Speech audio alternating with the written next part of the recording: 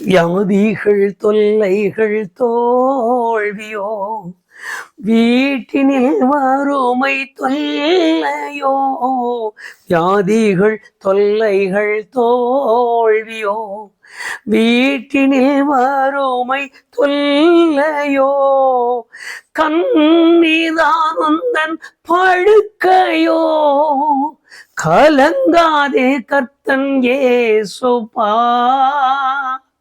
கண்ணீதான் உந்தன் படுக்கையோ, கலங்காதே கர்த்தன் இயேசுப்பா, உன்னை எண்ணி உள்ளம் நொந்து ஆனைக்க இயேசு துடிக்கிறார். கவலை ஏன், கலக்கம் ஏன், கர்த்தன் இயேசு அழைக்கிறார். அன்பின் தேவன் இயேசு உன்னை அழைக்கிறார். அன்பின் தேவன் இயேசு உன்னை அழைக்கிறார்.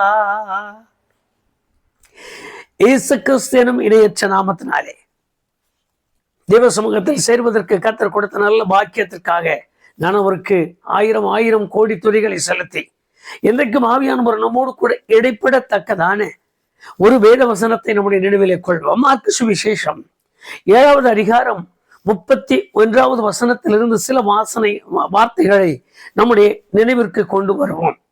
இங்கு தெக்கப்போலி என்கிற ஒரு கிராமத்திலிருந்து அவர் புறப்பட்டு கலிலேயா கடல் ஓரங்களில் அவர் பிரசங்கிப்பதற்காக வந்து கொண்டிருந்த ஒரு சம்பவத்தை நம்முடைய நினைவிற்கு கொண்டு வரலாம்.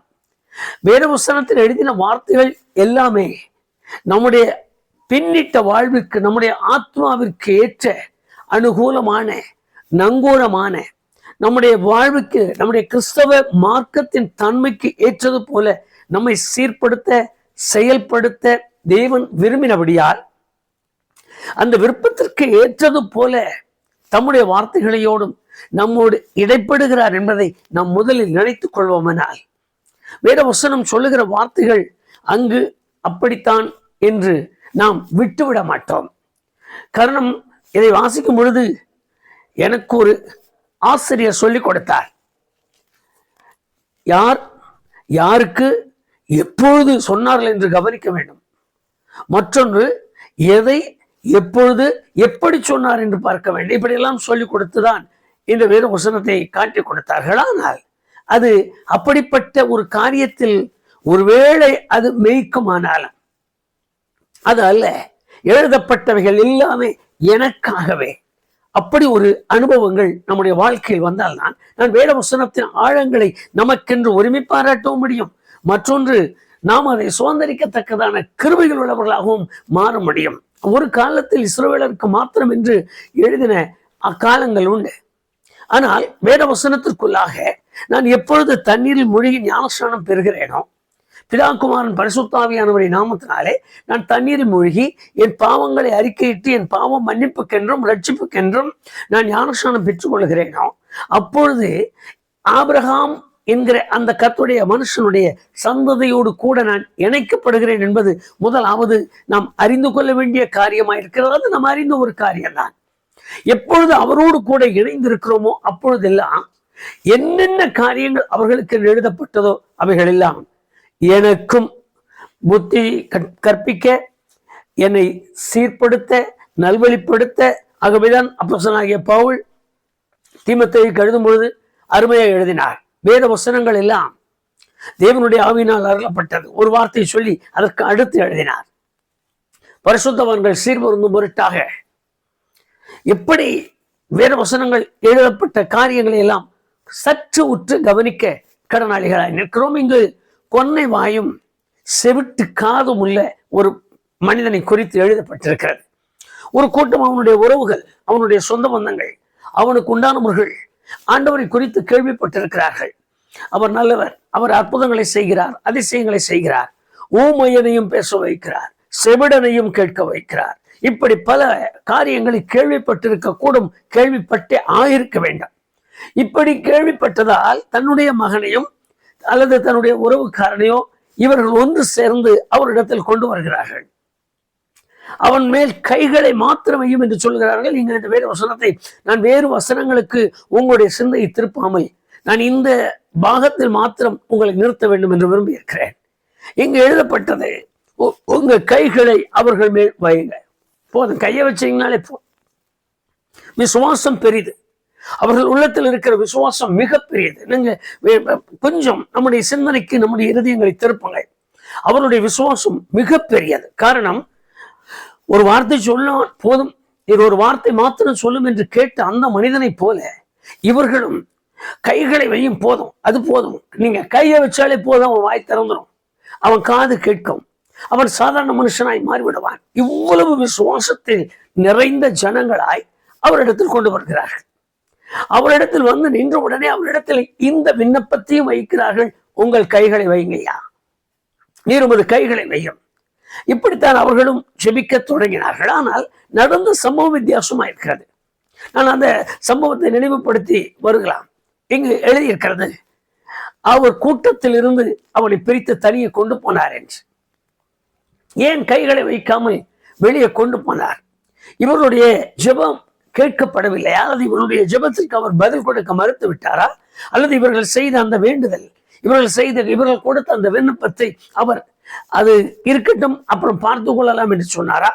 அல்லது இவர்கள் கொடுத்த விண்ணப்பம் இப்பொழுது அது சரியில்லை என்று சொல்லியிருக்கிறாரா என்பது போல சில காரியங்களை நாம் சிந்தனைக்கு கொண்டு வருவோமானால் நம்முடைய காரியங்களை குறித்துமே நமக்கு ஒரு தெளிவை உண்டாக்க ஆவியானவர் நம்மோடு கூட இடைபடுவார்.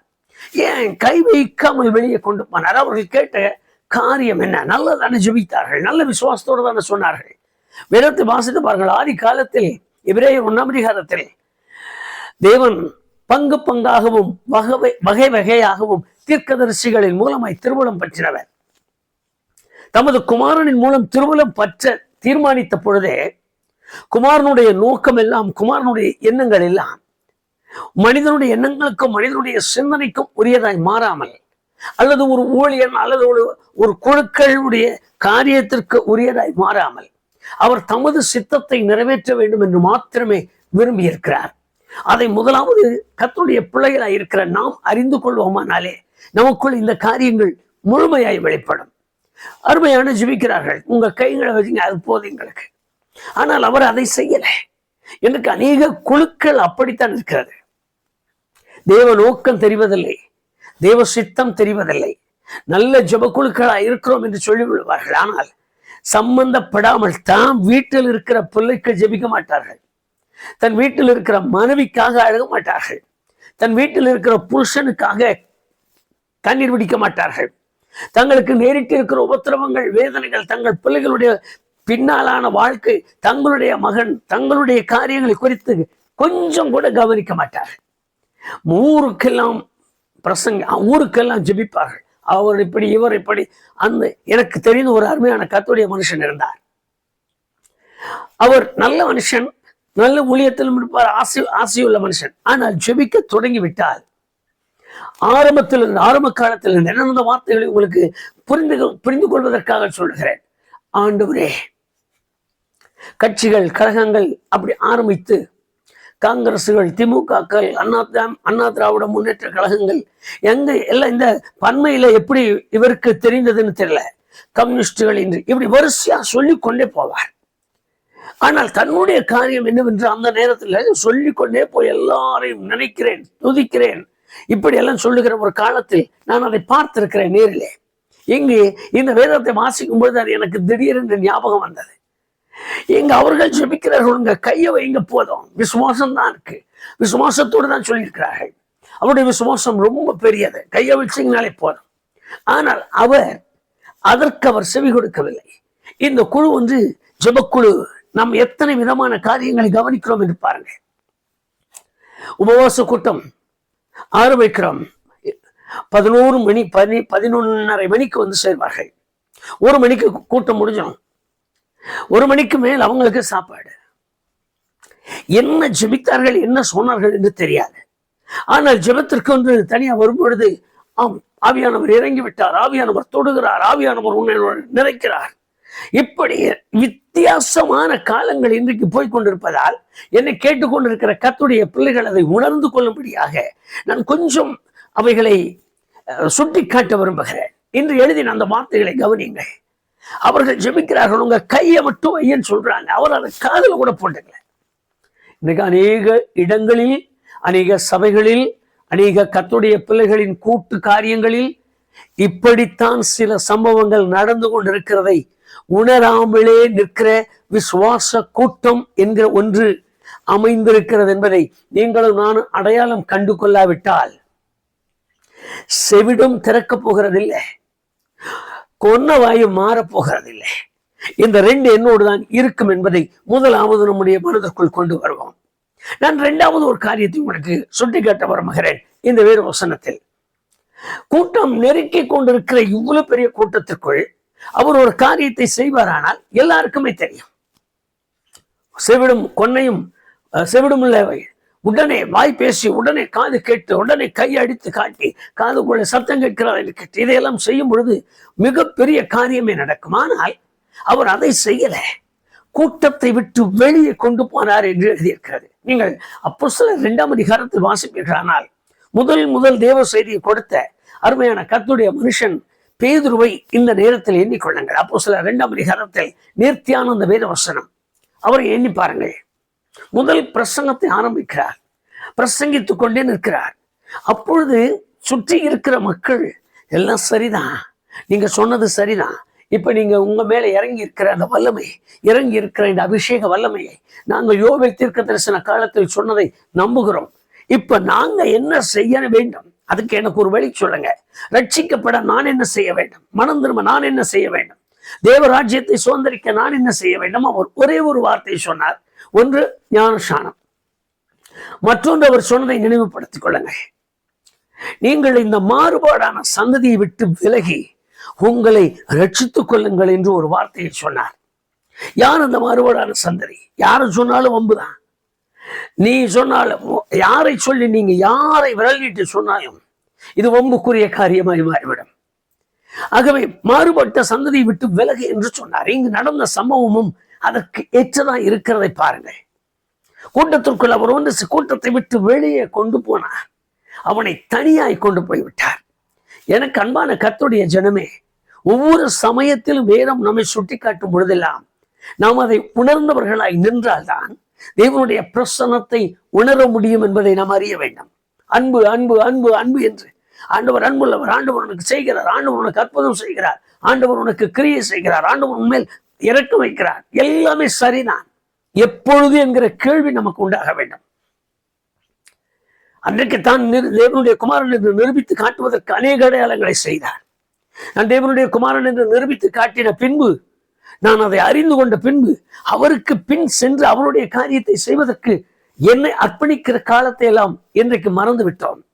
இன்றைக்கு எனக்கு அதே அற்புதங்கள் நடக்கணும், இன்றைக்கு எனக்கு அதே அதிசயங்கள் நடக்கணும், இன்றைக்கு எனக்கு அதே காரியங்கள் நடக்கணும் வேண்டும் என்று விரும்புகிறோம். ஆனால் அவர் நமக்கு சொல்வது 1 Peter 2ஆம் அதிகாரம் 21வது வசனத்தில் அவருடைய அடிச்சுவடுகளை பின்பற்றி வரும்படி எனக்கு மாதிரியை பின்வைத்து போனார். நான் மாதிரியை பின்பற்றுகிற ஒரு மனிதனாய் நிற்கும்படி அவர் விரும்புகிறார் என்று வேதம் சொல்லுகிற காரியத்தை ஒரு நிமிஷம் உங்களுடைய உள்ளத்தின் ஆழத்திலே கவனிங்கள். கூட்டத்தை விட்டு வெளியே கொண்டு போனார் என்று. இதுதான் இன்றைக்கு அநேகருடைய வாழ்க்கையில். நான் இன்றைக்கு ஞானஸ்நானம், என்னிடத்தில் ஞானஸ்நானம் பெற்றுக்கொண்ட ஒரு அருமையான குடும்பத்தை எனக்கு தெரியும். தண்ணீர் முழுகினார்கள், ஞானஸ்நானம் பெற்றுக்கொண்டார்கள், ரொம்ப பெரிய காரியமாய் அவர்களுக்கு அது ஆனது. ஆனால் பாரம்பரியமாய் அனுசரித்து வந்த அவருடைய பழக்கம் ஒன்று உண்டு. ஒவ்வொரு வருஷமும் அவர்கள் முந்தைய அனுசரித்து வந்த ஞானஸ்நானம் எடுப்பதற்கு முன்பு என்ன காரியத்தை அனுசரித்து வந்தார்களோ அதே காரியத்தை என்றும் அனுசரிக்கிறார்கள். புண்ணிய ஸ்தலங்களை தேடி ஓடி விடுவார்கள். வருஷத்திற்கு ஒரு மணி என்ன நடந்தாலும் சரி, அந்த புண்ணிய ஸ்தலங்கள் அவர்களுக்கு பெரிய காரியங்கள். நான் அந்த பேரையெல்லாம் சுட்டி காட்ட விரும்பவில்லை. மாத்திரமல்ல, தேவனை அறிந்து கொண்ட பின்பு அவருக்கு தன்னை அர்ப்பணிக்க ஒப்பு கொடுக்க மனமில்லாமல் என்ன பாரம்பரியமாய் தொழுது கொண்டு வந்தோமோ, அனுசரித்து வந்தோமோ, எந்த காரியத்தில் நம்முடைய மனதை செலுத்தி இது தவறு என்கிற காரியத்தில் இருந்து விடுதலையாக்கப்பட்டோமோ அதே தவறுக்குள்ள காரியங்களை இன்னும் தொடர்ந்து நடத்தி கொண்டிருக்கிறார்கள். வேதத்தை கவனித்து பாருங்கள். எனக்கு காது செவிடு வாயும் கொன்னையா இருக்கு. நான் இப்ப முழுமையாய் மாறணும். அங்கு வேத வசனத்தை நீங்கள் வாசிப்பீர்களானால் அவன் திறக்கப்பட வேண்டும், அவன் அவிழ்க்கப்பட வேண்டும். இந்த ரெண்டு காரியம் அவனுக்குள் மறைந்திருக்கிறது. ஒன்று திறக்கப்படுவதற்கு அடைக்கப்பட்டிருக்கிறது, மற்றொன்று அவிழ்க்கப்படுவதற்கு கட்டப்பட்டிருக்கிறது. இந்த ரெண்டும் உள்ளத்திற்குள் ஆழத்தில் இருக்கட்டும். இப்ப திறந்து அவிழ்க்கப்பட வேண்டுமானால், அடைக்கப்பட்டது திறக்கப்பட வேண்டும், கட்டப்பட்டது அவிழ்க்கப்பட வேண்டுமானால், ஒன்று கூட்டத்தை விட்டு தனிப்பட்ட முறையில் வெளியே வர வேண்டும் என்று அவர் விரும்புகிறார். ஊழியர் மாத்திரம் தன் வீட்டுக்கு வரணும், பாஸ்டர் வந்து உட்காரணும், பாஸ்டர் வந்து ஜெபிக்கணும், பாஸ்டர் வந்து பார்க்கணும், பாஸ்டர் கையை வச்சு ஜெபம் பண்ணணும், பாஸ்டர் கையை வச்சு ஜெபம் பண்ணும்போது ஏதாவது வெளிப்படுதான் உடனே சொல்லணும், பாஸ்டர் கண்ணை முடிச்ச உடனே என்ன சொன்னாருன்னு கேட்கணும். பாஸ்டர் என்ன உங்களுக்கு சொன்னார், எனக்காக ஜெபம் பண்ணுங்க. சரிங்க ஜெபிக்கிறேன், கொஞ்சம் ஆண்டவருடைய சமூகத்தை நாடுங்க. சரி நீங்க ஜெபம் பண்ணீங்கல்ல, இப்ப என்ன உங்களுக்கு வெளிப்பட்டது?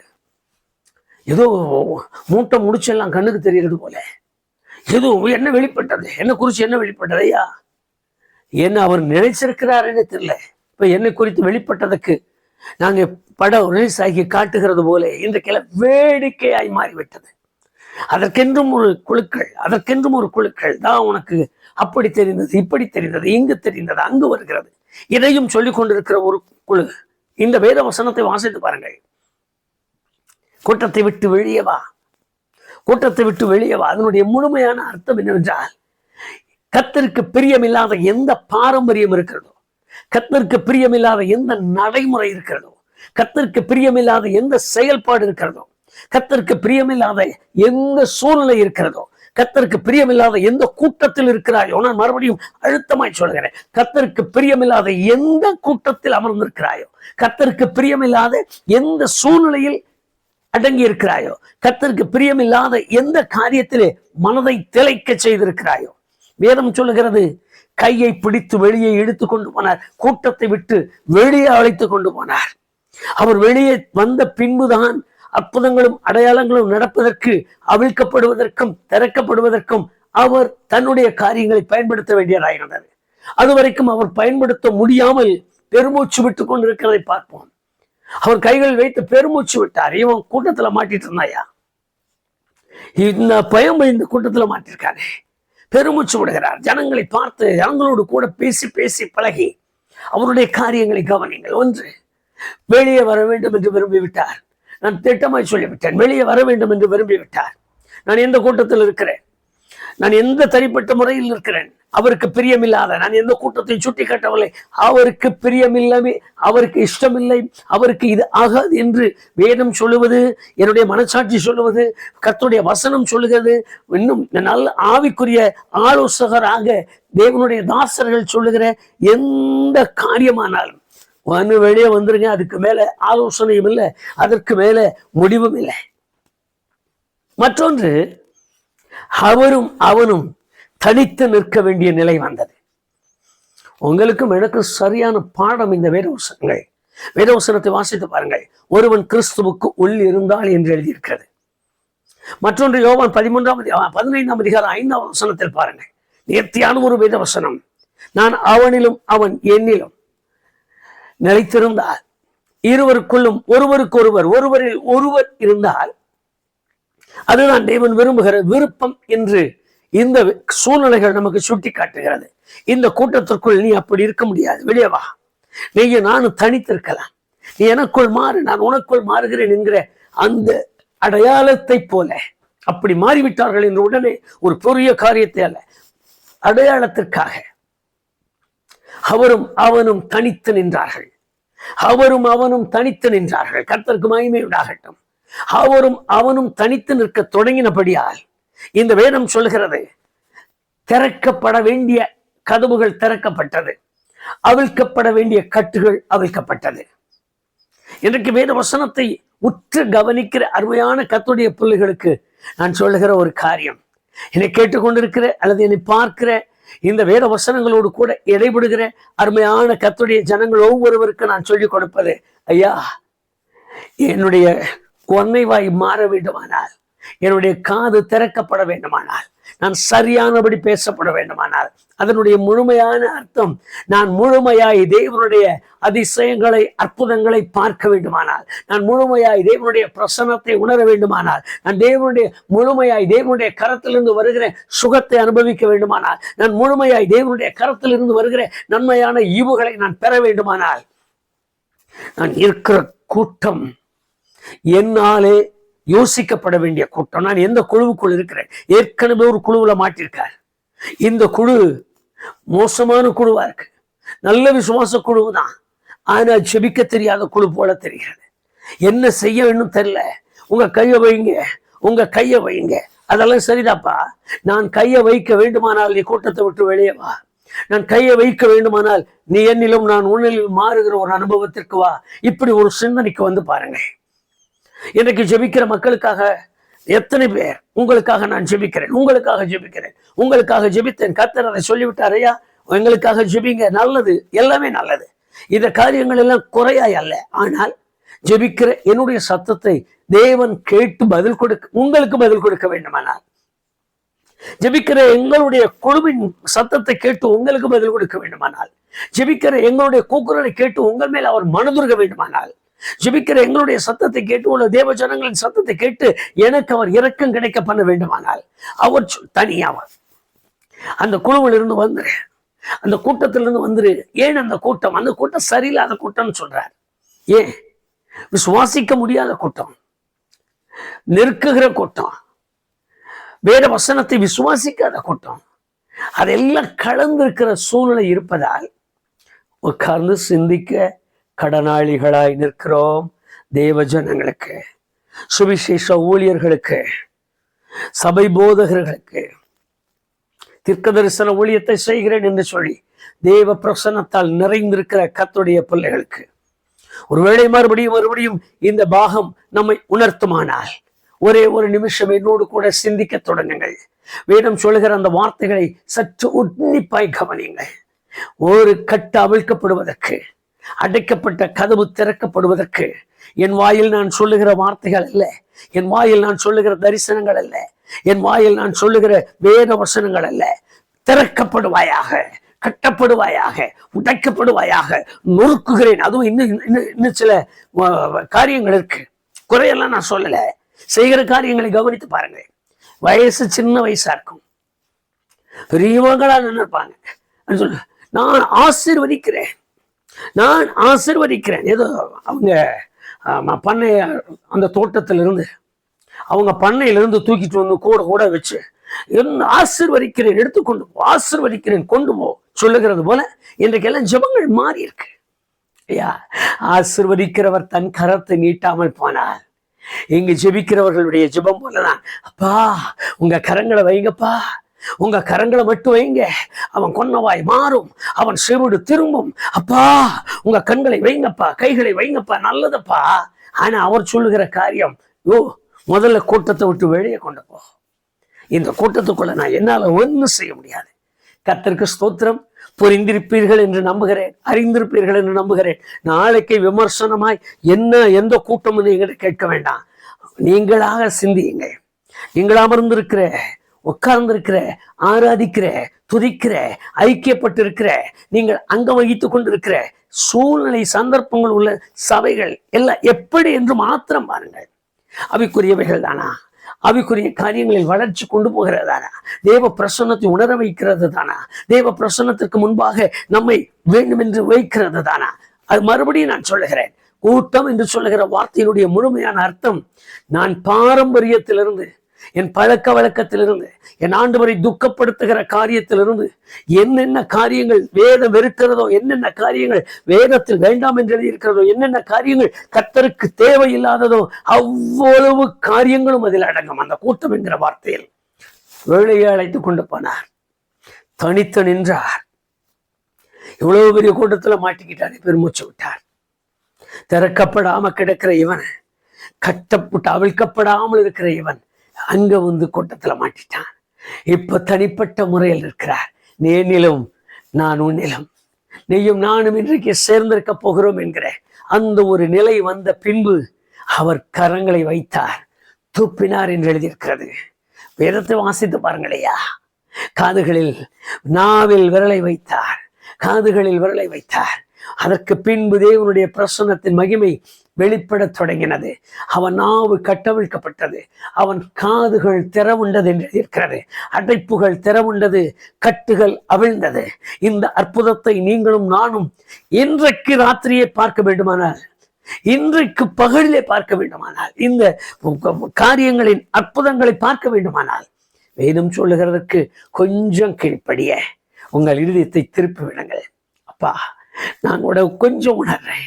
நான் இருக்கிற இடம், நான் அமர்ந்திருக்கிற இடம், ஆராதிக்கிற இடம், உட்கார்ந்திருக்கிற இடம், பழக்க வழக்கமாய் அனுசரித்து வருகிற என் மக்கள், பழக்க வழக்கமாய் நான் இதுவரைக்கும் அனுசரித்து வருகிற என் பாரம்பரியங்கள் எல்லாம் ஒரு கூட்டம் போல இருக்குமானால் என்னால் எப்படி அற்புதம் காண முடியும்? என்னால் எப்படி அதிசயம் காண முடியும்? என்னால் எப்படி மகிமையை நான் அனுபவிக்க முடியும்? சொல்லி பாருங்க.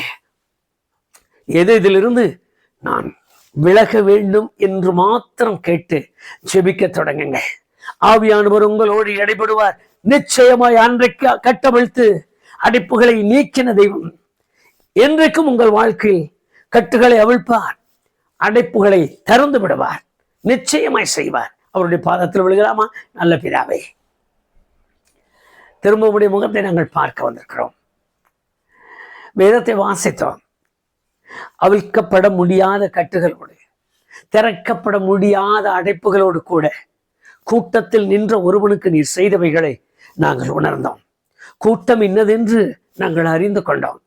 ஒருவேளை இப்படிப்பட்ட கூட்டங்களில் நாங்கள் நிற்பதாக இருந்தால் எங்கள் மனச்சாட்சியோடு பேசும், எங்கள் ஆவியோடு எங்களை உணர்த்தும்.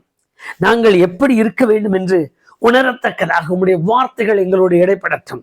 எங்கள் சொப்பனத்தில் பேசும், எங்களோடு வேத வசனத்தில் பேசும்.